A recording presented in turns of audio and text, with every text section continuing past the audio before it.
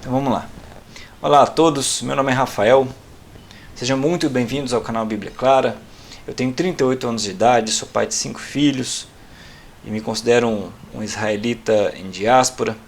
Eu tenho estudado a palavra do Criador para mim, para minha família, e resolvi, através dos canais Bíblia Clara e do nosso canal sobre Paulo, comentar um pouquinho sobre esses estudos que eu tenho feito, que hoje eu posso afirmar são de cunho pessoal, familiar, e agora, mesmo que eu tenha assumido a responsabilidade pública desses estudos, e a forma como o ambiente tem se tornado um pouco inóspito, cada vez mais polarizado para um lado e para o outro, mesmo eu tendo criado esses canais e tenha voltado atrás na questão de acreditar que o estudo é familiar e que nós vamos, no dia do juízo, cada um vai pagar por si, não coletivamente, em família, ou então alguém que salve a humanidade por todos, né, mas cada um vai pagar por si pelos seus atos. De qualquer forma, mesmo sendo um estudo familiar, e eu acredito que o canal Bíblia Clara ele tem alguma importância ainda, e tratar sobre o assunto de Paulo ainda tem alguma importância. No entanto, com um trabalho que eu venho feito nesses últimos 2 anos, baseado num formato de slides bonitos e apresentáveis, eu tenho preferido trocar isso por textos, né?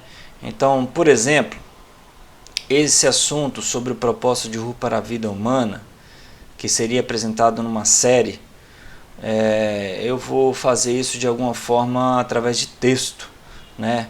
Então, por exemplo, o propósito de Ru para a vida humana, aí eu coloco, né, meu sistema é simples, eu começo a trabalhar isso em pequenos textos e comentar esses textos e dando as informações devidas, né? Fazendo as referências devidas, né? Então eu faria isso através de uma série, mas eu não estou conseguindo mais fazer isso porque eu perco muito tempo, tá bom? Então deixa eu fechar aqui. Cadê o mouse? Isso, fechei. Eu vou fechar agora o PowerPoint, tá? Vamos lá, e eu vou abrir o Word, tá, gente? Desculpa o downgrade do canal, mas como eu tenho feito esse trabalho de estudo pessoal para a família, é muito complicado colocar isso numa forma linda, maravilhosa o tempo inteiro, porque eu perco meu tempo, tá? E meu tempo está muito escasso. Minha esposa está grávida do nosso 5º filho agora, isso é uma maravilha. E os 4 que estão conosco dão um trabalho danado. Não é só o trabalho, não é só a questão financeira, mas como eu estou em home office, é muito confusa essa vida de trabalhar, empreender, negociar a partir de casa com os filhos. Eles confundem muito, tá? E nós sabemos, as escolas são ambientes perigosos. Gente, eu vou ler aqui sobre a aliança. De alguma forma, eu vou reler o comentário 69 da vez passada, mas eu vou introduzir essa série que eu faria sobre o propósito de Ru para a vida humana.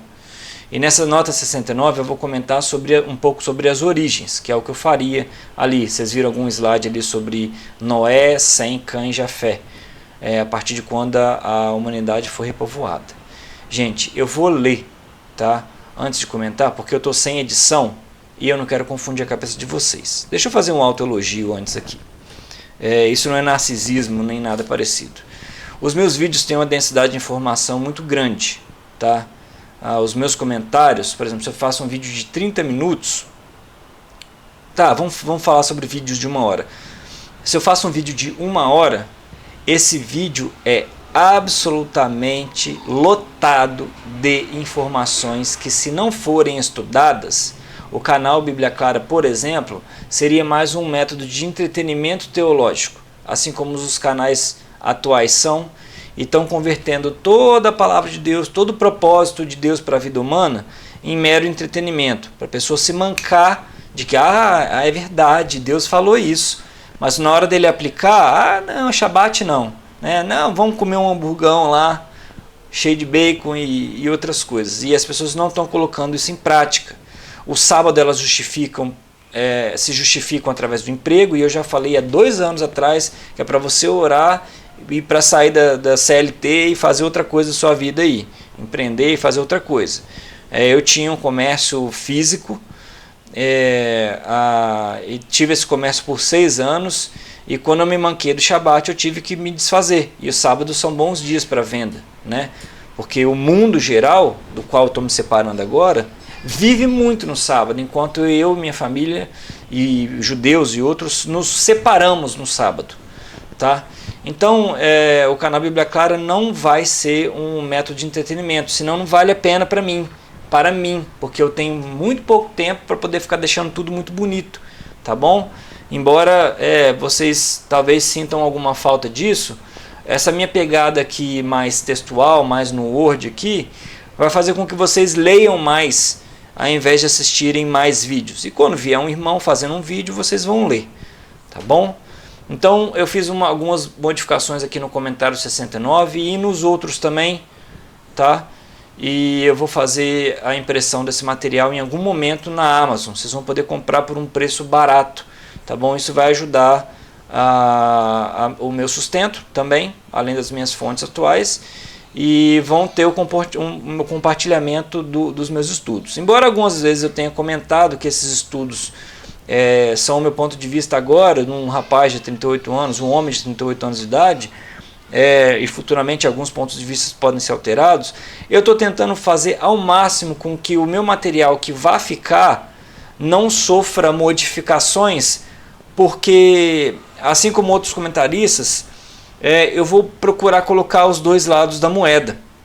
Só que, por exemplo, comentaristas como Champlin, que fez uma enciclopédia de filosofia e teologia e fez comentários sobre o Antigo e o Novo Testamento, assim como ele, eu também quero passar o meu material de uma forma mais equilibrada, colocando 2, 3 pontos de vista sobre o mesmo assunto, mas dando algum veredito final baseado em informações mais modernas. A gente está evoluindo sobre o assunto do formato da Terra e a gente sabe que isso pode dar bom, né, pro sistema que a gente, pro formato que a gente está propondo, alternativo, que ele não é alternativo nada, ele só é o formato descrito pelos hebreus e por outros povos do Oriente Médio, semitas ou não, também, né?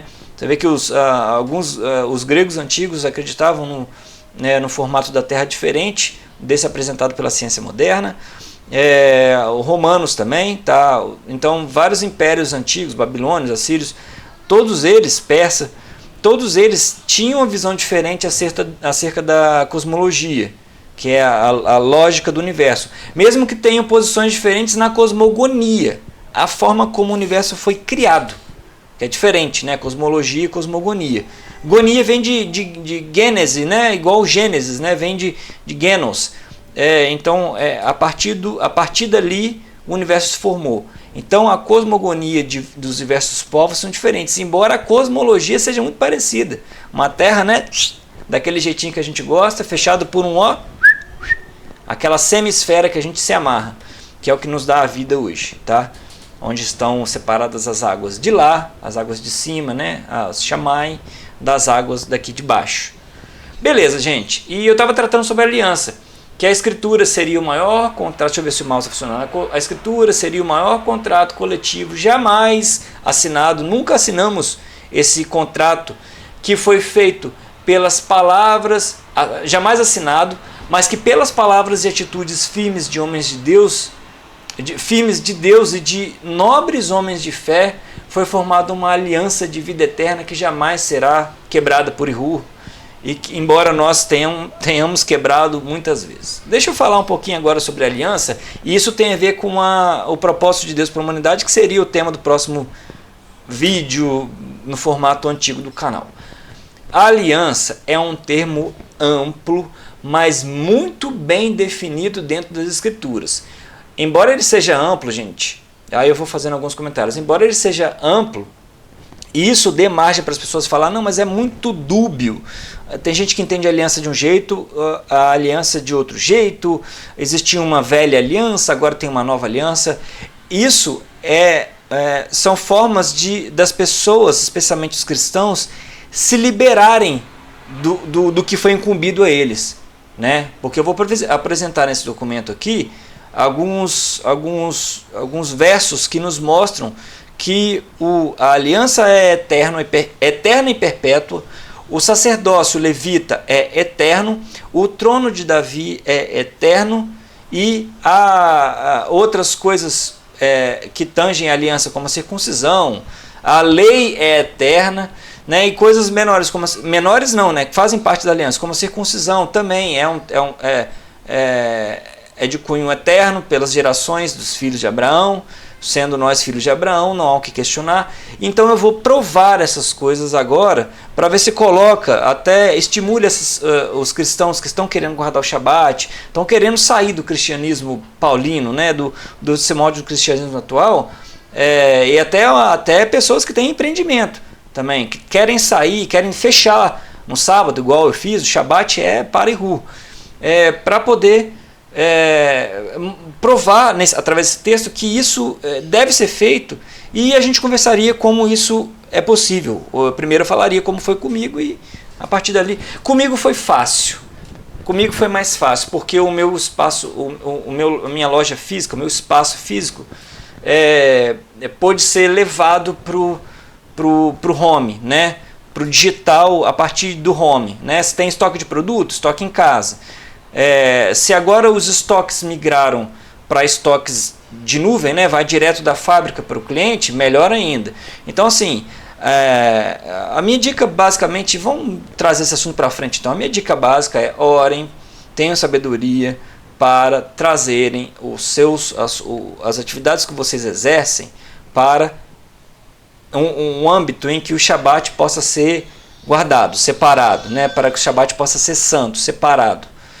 E algumas ideias são, por exemplo, para os empreendedores trazerem os seus estoques para dentro de casa, enfim, começar a visitar clientes de segunda a sexta. Na sexta-feira, né, você bateria a meta do sábado, do Shabat. O sábado você bateria sua meta fracionado durante as semanas. Então eu comecei a pensar mais ou menos dessa forma. Tá bom, gente? Vamos continuar. Então, ela é um termo amplo, mas é bem definido dentro da Escritura. Não tem desculpa, e eu vou mostrar isso aqui para vocês, da mesma forma como eu quero mostrar para os meus filhos. A aliança envolve diversos personagens que, com o passar do tempo, carregaram consigo a responsabilidade dos seus atos, cada um por si. Não alguém por todos, né? Alguém morreu, deu o seu sangue, como um cordeiro dar o sangue para a cobertura do pecado, tá? E a partir de agora não tem mais lei. Não é isso que o Antigo Testamento, a antiga aliança de homens justos, nobres em sua fé, perante Ihu, com a cabeça erguida, posicionado de forma reta perante Ihu, não é isso que a aliança desses homens com Ihu fala. Primordialmente, Adão teve a maior oportunidade e privilégio dentre os homens, e a sua escolha por ter comido o fruto refletiu em absolutamente todos os seus descendentes. Hoje todos pagam por Adão. Sejam descendentes através de Sem, Cã, Jafé, né, através de Noé, que foram esses 4 homens junto com as suas respectivas esposas repovoaram a terra. Qualquer um que é descendente desse povo agora tem a responsabilidade sobre os seus atos, tá bom? Isso recaiu sobre nós através da escolha de Adão. Então somos descendentes de Adão, tá? Ele quebrou a sua parte na aliança enquanto o Ihu cumpriu a dele. Ou seja, Ihu falou: certamente morrerás assim que comer do fruto. No Éden tinha 2 árvores, a árvore do conhecimento do bem e do mal e a árvore da vida. A árvore do conhecimento do bem e do mal estava restrita. A árvore da vida podia comer, porque Adão e Eva continuariam com a vida eterna. Mas a árvore do conhecimento do bem e do mal era um fruto proibido, tá? E ele foi comido. Então Ihu, a partir dos versos do capítulo 3 em diante, Ihu comenta as devidas modificações na aliança. O homem vai comer do pão, a mulher vai sofrer as dores de parto, enquanto a serpente vai morder o calcanhar da semente da mulher, ao passo que a semente da mulher também pisará na cabeça da serpente. E aí muitos fazem alusão disso a Jesus Cristo, Yeshua, Hamashia e Satã. E, né, porque não é Satanás, no Antigo Testamento não existe Satanás, gente, é Satã. Tá? E Satã é um adjetivo hebraico para definir oposto, inimigo. Tá bom? Os inimigos, os satãs de Davi, né? Os inimigos de Davi, não quer dizer que eram vários satanases com Davi. Tá? A palavra Satanás não existe. Bíblia é clara, é cultura. Adão foi o primeiro interrogado, deixa eu ver aqui, 15 minutos, após o estrago mortal causado pelas mentiras da serpente e pelo vislumbre de Eva. Adão, a serpente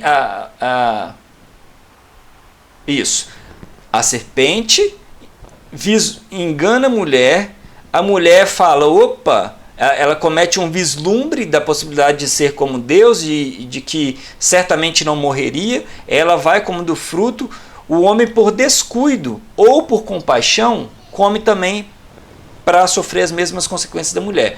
Então, quando após Adão, ou por descuido ou por compaixão, também foi levado à morte. Essa compaixão, os homens são descuidados e as mulheres são vislumbradas, ponto. A mulher é hipergâmica, ela quer o melhor homem, ela botou uma luzinha, botou uma cor diferente ali, já chama a atenção dela, tá? Embora também sejam características do homem. E o homem, por natureza, ela é meio descuidado, meio desleixado, mas embora também tenha mulheres descuidadas. Tá? Então a gente não sabe se foi mero descuido ou se foi compaixão de Adão por Eva ser sua carne direta. Tá? E alguns comentaristas discutem essa compaixão, especialmente os judeus.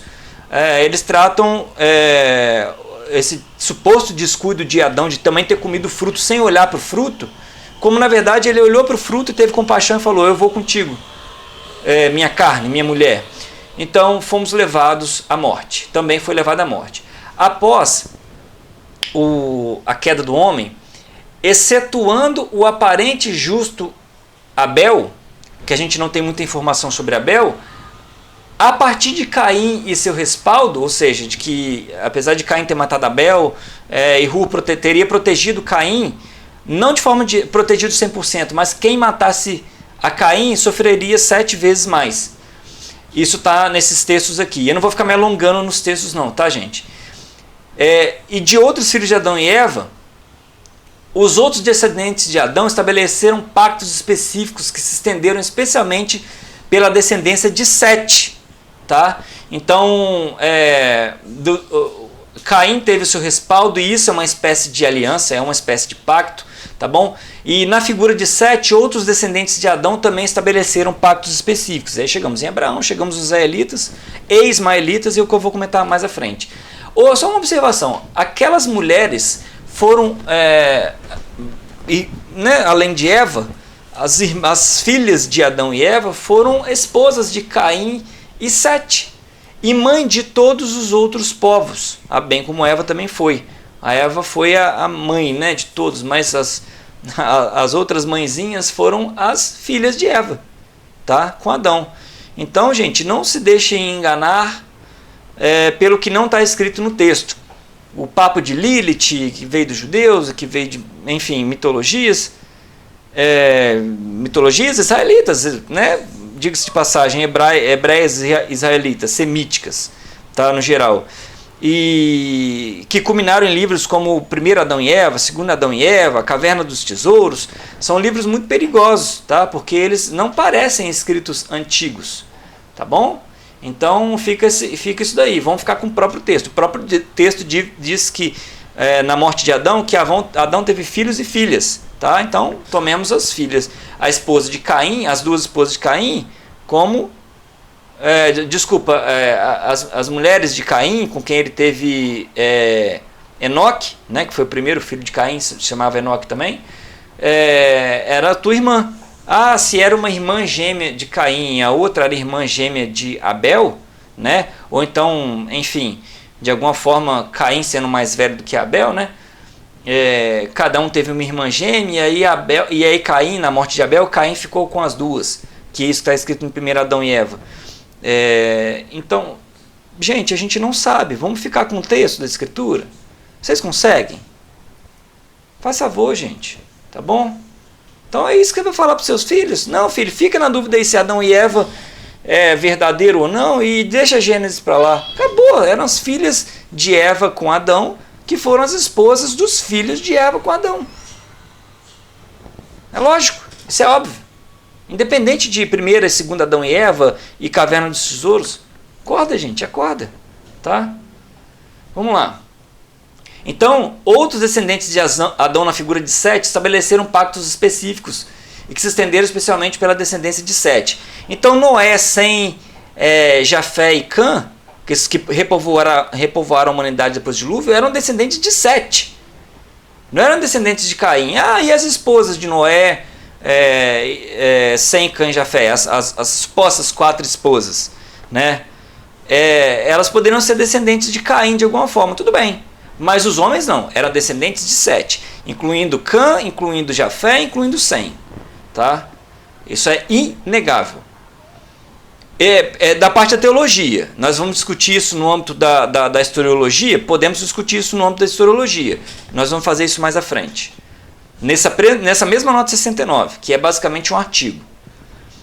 Um grande exemplo é o... Desculpa, é isso. Um grande exemplo é o milagre do benefício da não morte de Enoque, mas não Enoque filho de Caim, Enoque descendente de Sete, que, assim como Elias, essa não morte foi causada pela relação exemplar e dedicação perante Ru. Outro caso foi a dedicação ímpar de Noé, o maior trabalhador da história em prol dos juízos de Ru. Nesse caso, juízo contra toda a humanidade, exceto 8 pessoas ou mais. Eu até posso botar esse 8 pessoas aqui, por exemplo, entre parênteses, né? Enfim, vai saber quantas pessoas tinham na arca, quantos animais tinham na arca. Após o dilúvio, pode ser vista também a responsabilidade dos descendentes de Sem de carregarem o nome de Ru. Eu até vou comentar aqui, eu vou colocar também aqui a questão de Sem, em hebraico, Shem. Deixa eu botar aqui. Shem.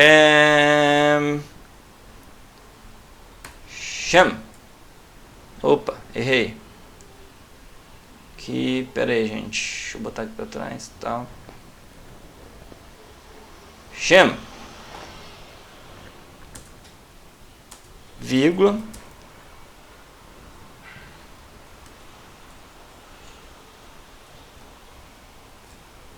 Significa o substantivo hebraico nome.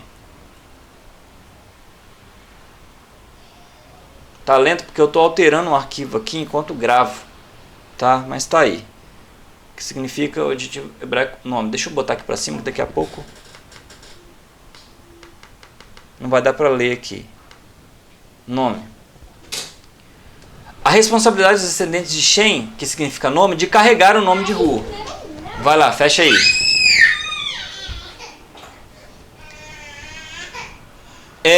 E os descendentes de Sem têm o maior trabalho coletivo em prol da sua glória, da glória de Ru. Então Noé teve o maior trabalho individual, junto ali com Sem, Cã e Jafé, e o maior trabalho coletivo são dos semitas, tá bom? De carregarem o nome de Ru.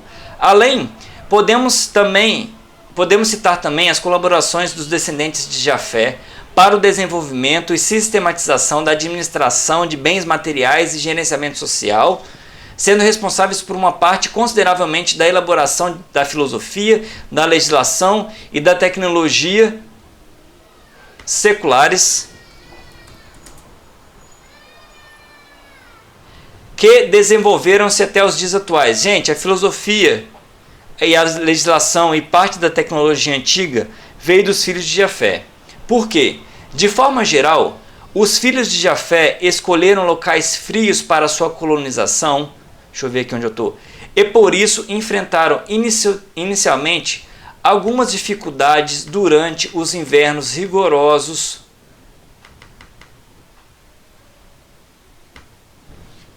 desses locais colonizados ou povoados, né, não sei, quando comparado a países temperados, tropicais e até mesmo de certa forma ao equilibrado Oriente Médio, onde há extremos de frio, extremos de calor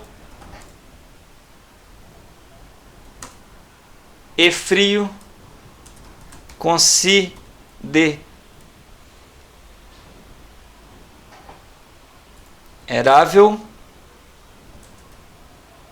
em vista de ser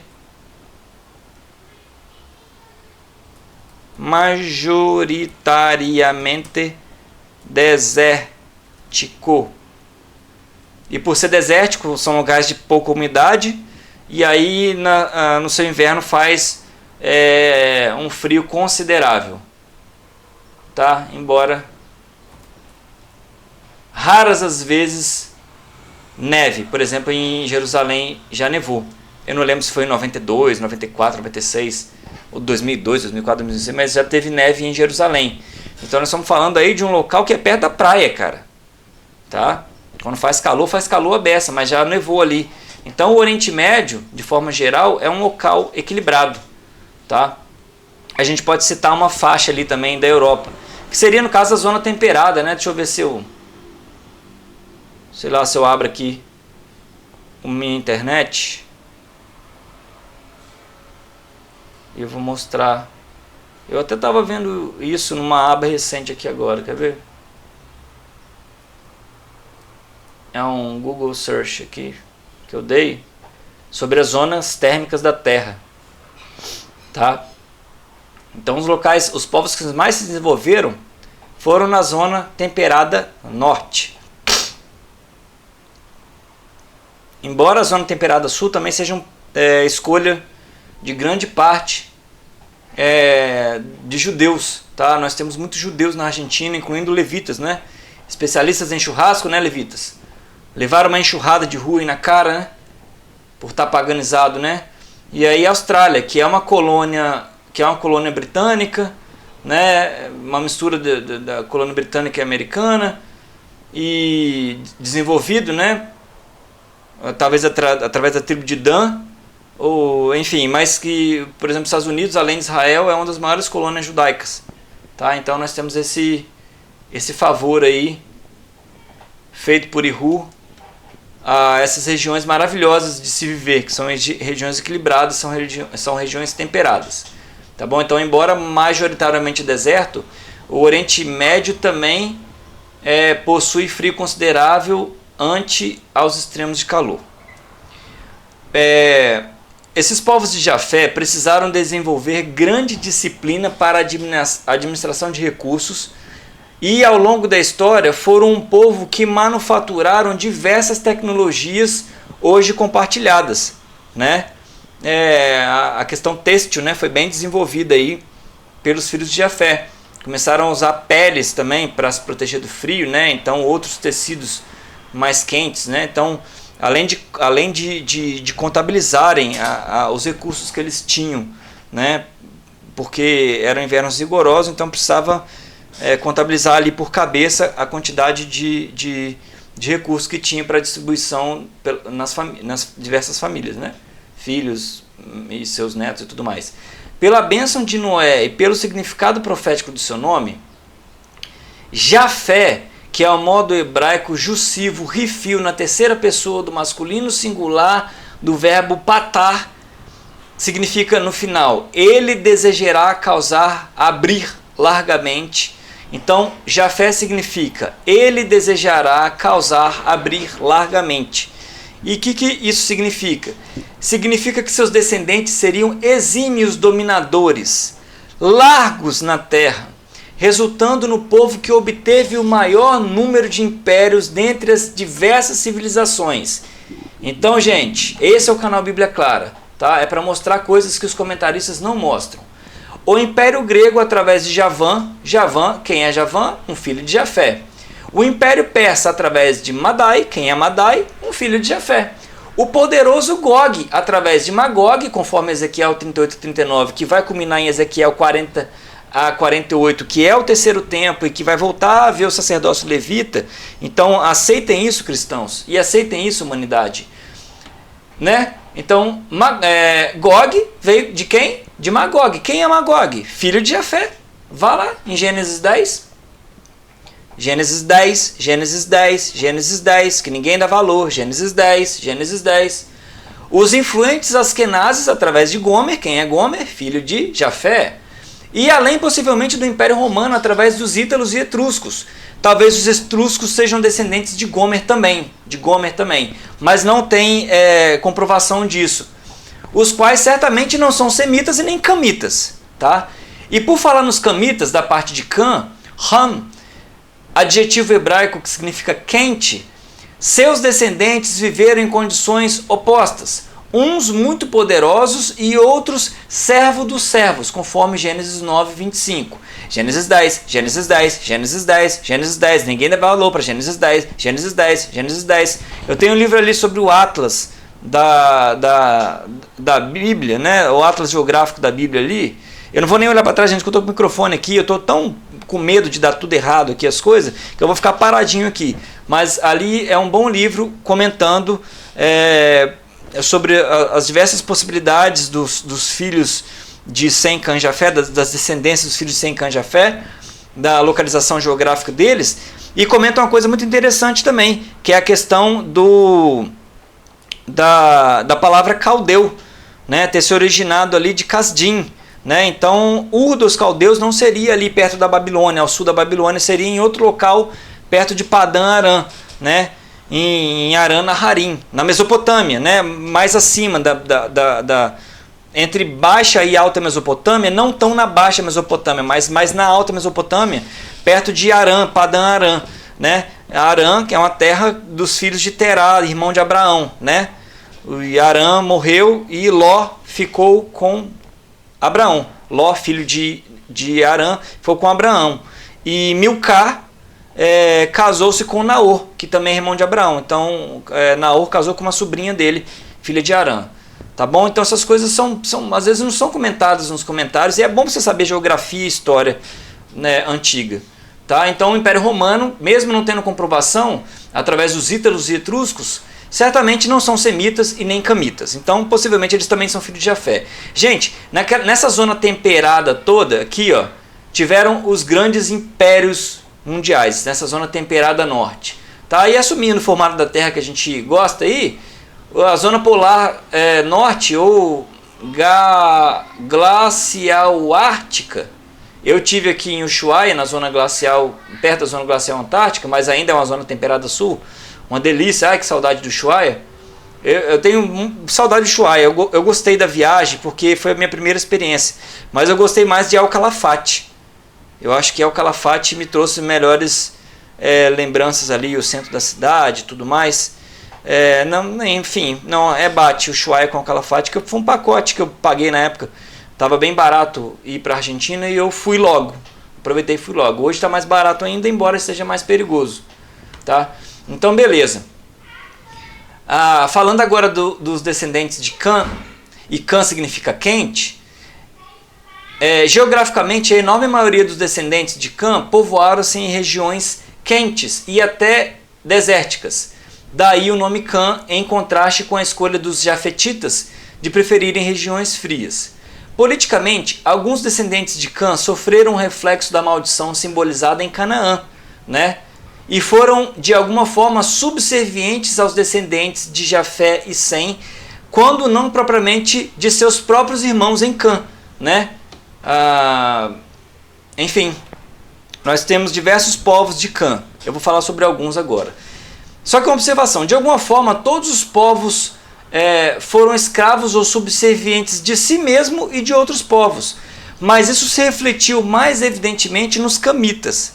Tá bom, gente? Deixa eu levantar mais aqui um pouquinho para a gente sempre manter um padrão aqui. Por outro lado, alguns dos descendentes de Cã foram poderosos, como as dinastias do Egito através de Misraim. Quem é Misraim, gente? É o homem que se chama Egito, e ele é filho de Cã. Filho, eu não estou falando neto, bisneto, filho de Cã. os poderosos regionais cananeus através do próprio Canaã, que Canaã foi poderoso antes de ser servo dos servos. Hoje Canaã deixou de existir. Quem está ali agora é Israel, né? Então é uma profecia. E quem foi Canaã? Filho de Cã. Filho de Cã, não foi neto de Cã, bisneto de Cã, foi filho de Cã. E do Império de Babel, o Império Babilônico, através de Cush. Quem é Cush? Filho de Cã.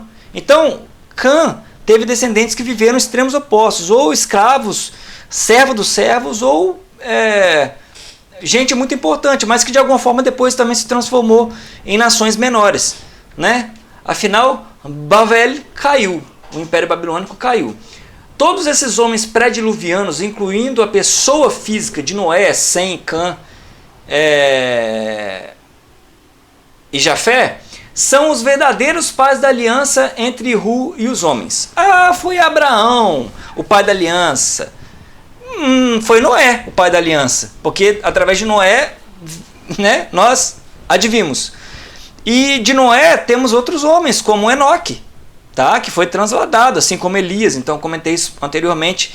E todos eles ali na figura de Sete, tá? Que Caim, apesar de ter seu pacto ali de vida pessoal, não deixou gente na humanidade, talvez exceto através da genética das mulheres ali, né? A mulher de Noé, a mulher de Sem, Cã e Jafé, tá bom? Ou mulheres, né? Não sabemos ali o que estava acontecendo ali de fato.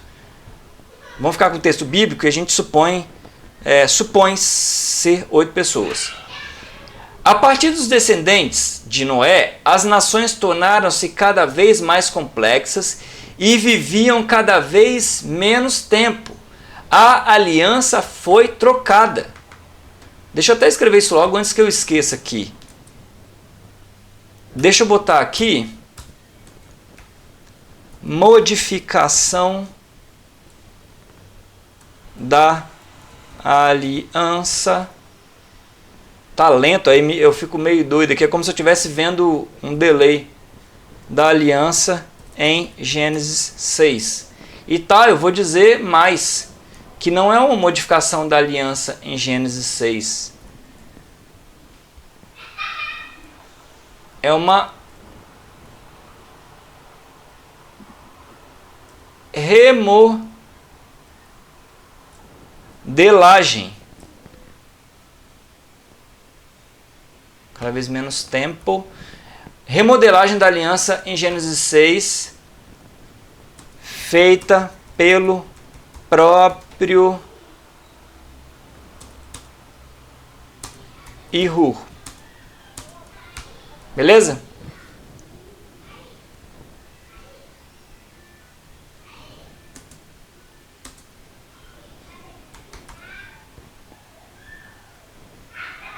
Feito pelo próprio Hu e não por homens, né, Paulo? Bananã! Eu tenho saudade das edições de vídeo, gente. Eu tenho bastante saudade, mas aquilo dá um trabalho e me consome tempo. Tô sem tempo. Os graves pecados perpetuaram-se em um comportamento sodômico e idólatra, tornou-se predominante, né? A sociedade voltou a ruir, né? Assim como antes do dilúvio, também depois do dilúvio. E os descendentes de Noé não haviam aprendido com Sem, Cã e Jafé e com o próprio Noé sobre o dilúvio. Ou então não puderam conceber na cabeça deles a magnitude disso, do dilúvio. A magnitude deste evento. Daí, deixa eu colocar para cima aqui. Daí, foi principalmente na pessoa de Abraão que a aliança foi obrigada a se expandir em benefício das famílias da terra. Se havia uma nova chance da sociedade sofrer um novo dilúvio, pela vontade de Hu, no âmago dele ali, e Hu prometeu, através de uma aliança Noé, que não faria isso de novo. Então, Abraão foi removido disso tudo para benefício das famílias da terra. Vocês estão entendendo o que é uma aliança, gente? Não é um Velho Testamento. É Hu modificando o testamento e não Paulo e Jesus modificando o testamento, a aliança, tá? Não existe testamento porque testamento exige morte. Nós temos uma aliança com o Hu, nós não temos testamento com o Hu, Tá? Gente, vocês me desculpem a franqueza, eu saí, gente. Eu saí do sistema religioso, eu estou estudando mais do que o normal. Tá? Mais do que a galera aí, estou estudando acima da média. Beleza? Então, a bendição através de Abraão foi predita em Gênesis 12, confirmado em Gênesis 28:14, se não me engano, na figura de Jacó.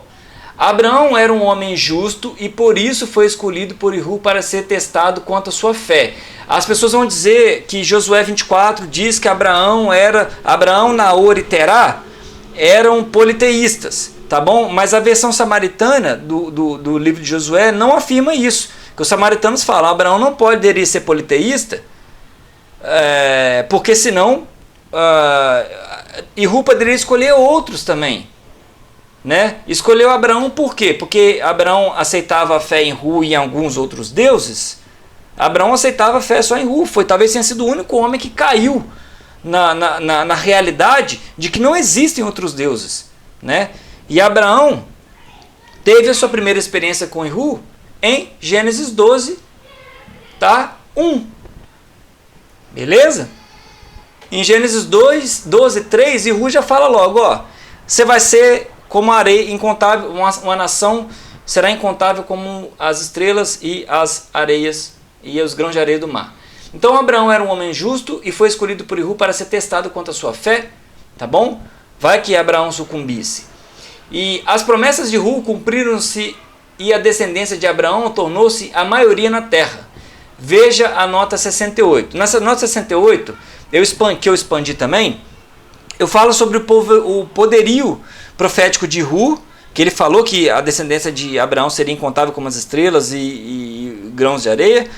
E isso o reflexo disso é justamente a soma entre cristãos, que são israelitas em diáspora, muçulmanos, que são ismaelitas, ou seja, Ismael é o primogênito de Abraão, e dos judeus, que estão espalhados nos diversos povos aí.